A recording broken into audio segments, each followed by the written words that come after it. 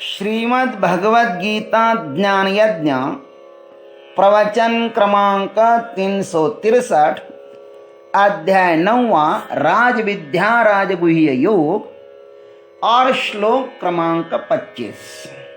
जय महाकाल। आज 8 मई 2021 है और आज हमारे पूज्य गुरुदेव स्वामी चिन्मयानंद सरस्वती जी महाराज की 105वीं जयंती है। इस अवसर पर पूज्य गुरुदेव जी को मैं शतशः प्रणाम करता हूँ और उनसे यही आशीर्वाद मांगता हूँ कि हे गुरुदेव, आपने जो गीता माता का प्रचार किया है, उपनिषदों का प्रचार किया है, भारतीय संस्कृति का जो आपने प्रचार प्रसार किया है, स्वयं जिए और दूसरों को बताया, आप वही आशीर्वाद हमें दीजिए और हम लोग भी आपके बताए हुए मार्ग पर आजीवन चलते रहें। ओम तत्सत। ओम सदाशिव समारंभान् शंकराचार्य मध्यमाम् अस्मदाचार्य पर्यन्तां वन्दे गुरु परंपराम्। समस्त जन कल्याणी निरतं करुणामयं नमामि चिन्मयं देवं सद्गुरुं ब्रह्म विद्वरम्। वसुदेवसुतं देवं कंसचाणूरमर्दनं देवकी परमानन्दं कृष्णं वन्दे जगद्गुरुम्। ॐ त्र्यम्बकं यजामहे सुगन्धिं पुष्टिवर्धनम् उर्वारुकमिव बन्धनान् मृत्युर्मुक्षीयमामृतात्। ओम तत्सत। भगवान श्री कृष्ण परमात्मा ने पहले कहा कि जो अज्ञानी लोग हैं वह अविधि पूर्वक मेरी उपासना करते हैं, इसलिए पुनः पुनः जन्म मरण रूपी चक्कर में गोता लगाते रहते हैं। उन लोगों की जो उपासना है, अन्यान्य देवताओं की जो उपासना है, वह अज्ञान पूर्वक है, इसलिए उनको नश्वर फल मिलता है। क्यों नश्वर फल मिलता है? आइए भगवान की भाषा में सुने। यान्ति देवव्रता देवान् पितृन्यान्ति पितृव्रताः भूतानि यान्ति भूतेज्या यान्ति मद्याजिनोऽपि माम्। देवव्रता देवान यान्ति, देवताओं की पूजने वाले देवताओं को प्राप्त होते हैं। पितृव्रता पितृन यान्ति, पितरों की उपासना करने वाले पितरों को प्राप्त होते हैं। भूतेज्या भूतानि यान्ति, भूतों को पूजने वाले भूतों को प्राप्त होते हैं।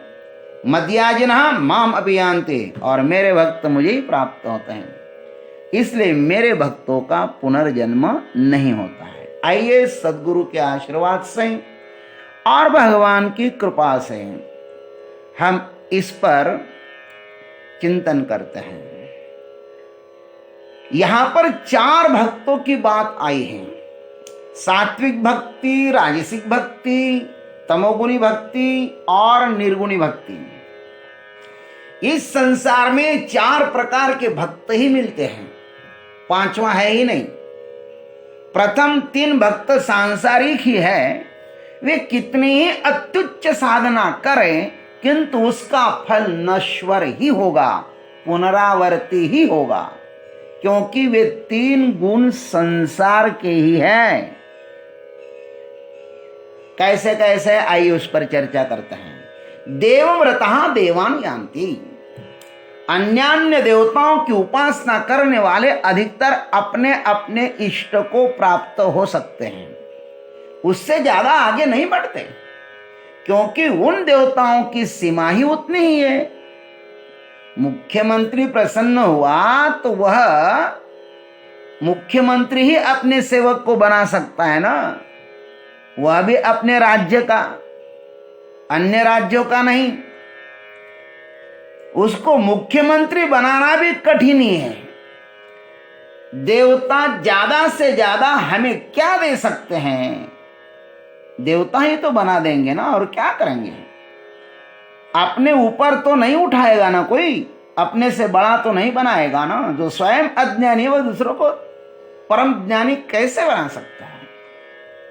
और देवता बनकर भी क्या करना, वह भी पद झूठा ही है। कोई भी चीज अनायास मिले तो उसका मूल्य नहीं होता। हम लोग जो अपने कष्ट से कमाते हैं ना, उसमें ही रस होता है। बेईमानी का कमाने वालों में रस मिलता ही नहीं है। देवता स्वयं परतंत्र है। वायु किसी के डर से दौड़ रहा है, सूर्य किसी के डर से अस्तोदित हो रहा है, इंद्र का आसन सदैव डोलता रहता है। जो स्वयं भयग्रस्त है वे आपको निर्भय नहीं बना सकते। इसलिए कहा कि देवव्रता देवान यान्ति, फिर कहा पितृव्रता पितृन यान्ति। जो श्रद्धा पूर्वक पितरों की उपासना करते हैं, श्रद्धा पूर्वक पितरों की उपासना करते हैं, वे पितर कौन है? अग्निश्वात, बर्हिष्पद, सोम, आज्यप, ये 4 पितर हैं। जो पितरों की उपासना करेंगे वे पितरलोक को प्राप्त होंगे। ये पितर माने हमारे दादा दादी माँ बाप आदि मर जाते हैं ना, वे नहीं हैं। ये भी देवगण ही है, किंतु स्वर्ग लोक से थोड़े कम दर्जा के हैं। अग्निश्वात्मा, बर्हिष्पद, सोमाप, आज्यप, ये 4 पितृगण हैं। इनको दक्ष महाराज ने अपनी स्वधा नामक कन्या अर्पण की थी। ये समस्त अपने पितरों पर राज्य करते हैं। ये 4 लोग अपने पितरों पर राज्य करते हैं। जो व्यक्ति श्रद्धा से अपने पितरों के लिए श्राद्ध करता है ना, उन पर ये लोग प्रसन्न होते हैं और अपने द्वारा अपने पितरों के लिए किया हुआ पुण्य उन तक पहुंचाते हैं। देवगण सत्वगुणी हैं और ये रजोगुणी हैं। इनकी उपासना करने वाले इन्हें प्राप्त हो सकते हैं। पितृव्रता पितृन यान्ति। अब कहा कि भूतेज्या भूतानि यान्ति, और भूतों को माने प्रेतों को पूजने वाले तमोगुणी लोग प्रेतों को प्राप्त होते हैं। भूत भी एक योनि है। प्राचेतस दक्ष ने अपनी 2 पुत्रियां स्वरूपा और भूता, भूत को ब्याही थी। उन दोनों से कोटि कोटि रुद्रगण और भयंकर विनाशकारी भूत पैदा हुए, ऐसा भागवत में वर्णन है। भूतों का निवास स्थान अपवित्र भूमि होती है। स्मशान भूमि इनके रहने का उत्कृष्ट स्थान है। भागवत में धुंधुली महान प्रेत हुआ था। धुंधुली की कथा है भागवत में। रामचरितमानस के रचयिता संत तुलसीदास जी महाराज को भी भूत ने ही हनुमान जी का दर्शन कराया था, ऐसी भी कथा आती है। इन भूतों की उपासना करने वाले भी तांत्रिक मांत्रिक होते हैं। हम जिसकी जैसी उपासना करते हैं ना, हम अंततः वैसे ही हो जाते हैं। इन 3 उपासकों के पास श्रद्धा तो है, किंतु उनकी उपासना नश्वर की प्राप्ति के लिए ही है। अपने अज्ञान के कारण ईश्वर तक ये लोग नहीं पहुंच पाते। भगवान आगे कहते हैं मद्याजिनः माम अपि यान्ति। लेकिन मुझे तत्वतः जानकर जो मेरी आराधना करते हैं, जो मेरी उपासना करते हैं, वे मुझे ही प्राप्त होते हैं। भगवान की भक्ति करने वाले भी अनेक प्रकार है। कोई द्वैती भक्ति करता है, कोई अद्वैती भक्ति करता है, कोई सगुनी भक्ति करता है, कोई निर्गुणी भक्ति करता है। किंतु जिनका जैसा भाव होता है वे मुझको वैसे ही प्राप्त हो जाते हैं। मेरी भक्ति करना कठिन भी है और सरल भी है। जो भी भक्त मेरी भक्ति करते हैं उनका एकमेव शत्रु है मात्र अभिमान। थोड़ा हम भजन करें तो हमारा अभिमान सिर मौर हो जाता है। अभिमान आते ही उसके चेले काम, क्रोध, ईर्ष्या आदि भी धीरे धीरे हमारे भीतर प्रवेश करने लगते हैं। अतः भक्ति में नम्रता अनिवार्य होती है। हमारा वेदाध्ययन, हमारा गायन, हमारा वादन, हमारा नृत्य, हमारा भाषण, ये सब भगवत प्राप्ति के साधक होने चाहिए, विरोधक नहीं। इनके पीछे जब अहंकार आ जाता ना तो आदमी भक्ति से च्युत हो जाता है, गिर जाता है। हमारे पास ज्ञान है, वह उसकी कृपा है। इसकी सार्थकता तभी है जब हम प्रभु को जानेंगे। हमें गाना आता है, हमें मृदंग आदि वाद्य बजाने आते हैं, यह प्रभु की ही तो कृपा से होता है ना। हम इसे उसकी सेवा में समर्पित कर दें। अभिमान हमें परमात्मा से दूर ले जाता है। भगवान कहते हैं तुम अभिमान मत करो। देखिए, इस संसार में वेदों के समान कोई ज्ञानेश्वर्य में श्रेष्ठ है क्या? वेदों के समान कोई श्रेष्ठ है क्या? ज्ञानवान है क्या? अथवा क्या शेषनाग के समान अधिक मुंह वाला एवं ज्यादा बातें करने में कोई चतुर है क्या?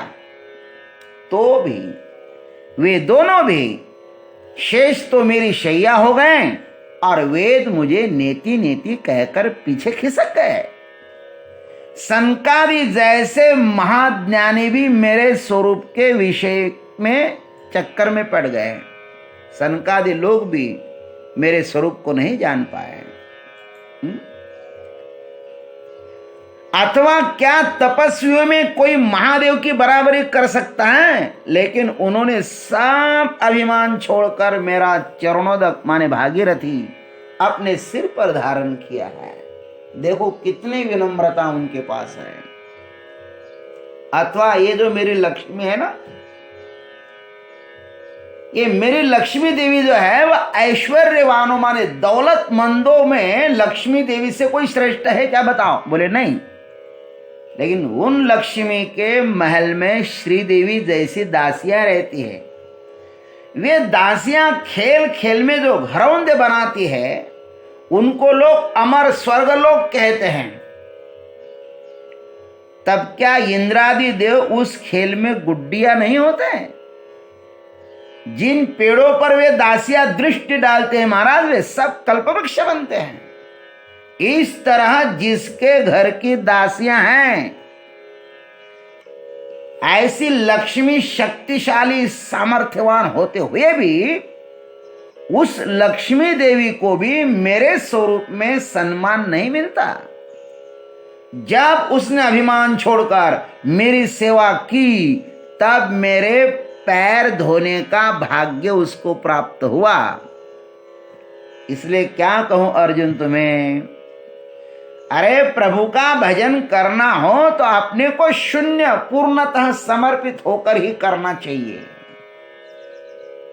उन्हें ही मेरी प्राप्ति होती है जो सब अहंकार छोड़ करके मेरे पास आता है। हे अर्जुन, हजारों किरणों से युक्त सूर्य के समक्ष चंद्र भी लुप्त हो जाता है, वहां जुगनू अपनी शान क्यों दिखाए?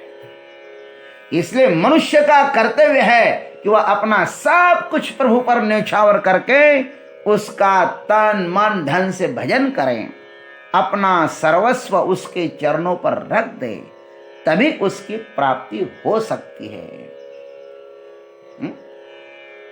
देवव्रतः देवान यान्ति, इसका आध्यात्मिक अर्थ यह भी हो सकता है कि जो लोग इंद्रियों की एवं उनके अर्थों की उपासना करते हैं, आज संसार में इंद्रिय भोगवादी लोग बहुत हैं और वे पुरुषार्थ के बल पर इंद्रियों के सर्वोत्कृष्ट विषयों को प्राप्त होते हैं, किंतु आजीवन विषयों को भोगने के बाद भी वे तृप्त नहीं होते हैं। भोगो न भुक्त्वा वयमेव तृप्ता वयमेव भुक्ता। इंद्र पद को प्राप्त करो या इंद्रियों के पद को प्राप्त करो, अंततः दुख ही है। और पितृव्रता पितृनियांति, इसका आध्यात्मिक अर्थ होता है कि हमारे पूर्वज जो ऋषि मुनि हैं, अब हम सन्यासियों के पूर्वज तो व्यास जी है, शंकराचार्य जी है, हम उनका बताया हुआ मार्ग, हमारे गुरुदेव ने जो कुछ हमें मार्ग बताया है, उनकी जो ग्रंथ संपदा है, उन ग्रंथ संपदा की अच्छी तरह सेवा करें, उसका प्रचार प्रसार करें, बड़ी श्रद्धा से प्रचार प्रसार करें, तो यही हमारी उनके प्रति कृतज्ञता होगी। हमारे गुरुदेव ने, स्वामी चिन्मयानंद सरस्वती जी महाराज ने आजीवन ज्ञान यज्ञ किए और गीता पर बहुत बोले, उपनिषदों पर बहुत बोले, प्रकरण ग्रंथों पर बहुत बोले, इतना सारा ज्ञान भंडार भरा हुआ है। अब उनकी जो संपत्ति है, ये ज्ञान संपत्ति है, उस ज्ञान संपत्ति का प्रचार प्रसार करना, यही हम शिष्यों का काम है। और ये काम हम करेंगे तो ही हमारे गुरुदेव हमारे पर संतुष्ट होंगे। इसलिए बड़ी श्रद्धा के साथ, बड़े प्रेम के साथ उनके ज्ञान यज्ञों का हमें प्रचार प्रसार करना है। हमारे गुरुदेव स्वामी पुरुषोत्तम जी महाराज तो ज्ञान यज्ञ करते करते, प्रवचन करते करते उनके श्वास रुक गए और एक बार वो सो गए तो फिर सो ही गए। हमारे गुरुदेव कहते थे कि हमारे गुरुदेव की आज्ञा है कि अंतिम क्षण तक ईश्वर का कार्य करते रहो। जब तक इस शरीर में श्वास चलती है तब तक ईश्वर का कार्य करते रहो। और हमारा कार्य क्या है? ज्ञान यज्ञ का प्रचार करना। केवल अध्ययन और अध्यापन ही करें और उनको जीवन में न उतारे तो भी आवागमन नहीं मिटेगा। इसलिए हमें अध्ययन भी करना है, अध्यापन भी करना है और हमारे गुरुदेव के कार्य को हमें आगे बढ़ाना है। हम यदि ऐसा करें तो हम भी, जैसे हमारे गुरुदेव मुक्त हो गए वैसे हम भी मुक्त हो जाएंगे। इसलिए पितृव्रतः पितॄन् यान्ति और भूतानि यान्ति भूतेज्या। इसका अर्थ यह है, भूतों की उपासना करने वाले हमारे वैज्ञानिक है ना, आजकल भी भूतों की उपासना करते हैं, भूतों का संशोधन करते, पता नहीं क्या क्या उन्होंने खोज लिया।